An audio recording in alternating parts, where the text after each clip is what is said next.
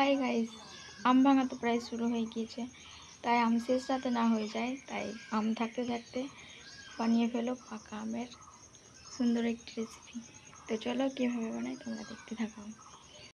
তো দেখো, এই যে এক ঝুড়ি আমি পাকা আম নিয়ে নিয়েছি। সবগুলো দিয়ে করবো না, এই দুটো আম দিয়ে হয়ে যাবে। খুব সুন্দর আমগুলো।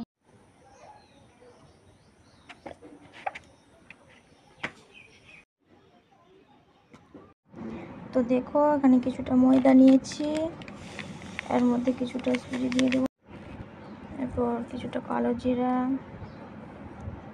একটুখানি বেসন, যেহেতু আম দেব, আম তেমনি মিষ্টি, তাই কিছুটা চিনি দিয়ে দেব, হালকা একটু লবণ, একটু খাওয়ার সোডা,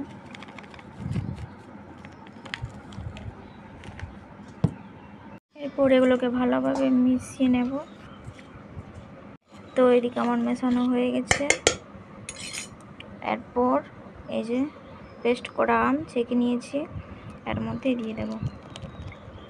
এরপর এটাকে ভালোভাবে মিশিয়ে নেব। তো তোমরা দেখতে থাকো। এই যে দেখো, আমি মেখে নিয়েছি, ঠিক এইভাবে মাখতে হবে। এবার এটাকে কিছুক্ষণের জন্য রেস্টে রেখে দেব।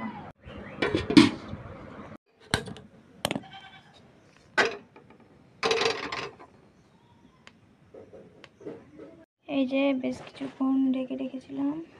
কড়াই গরম হয়ে গেছে, বেশ কিছুটা সাদা তেল দিয়ে দেব।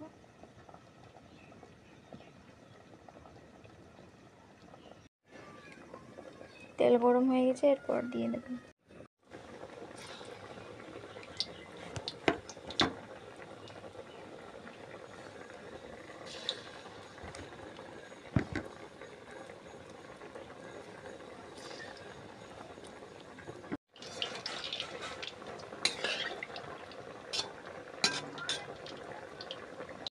এই যে এইভাবে নামিয়ে নেব, ব্রাউন কালার চলে এলে।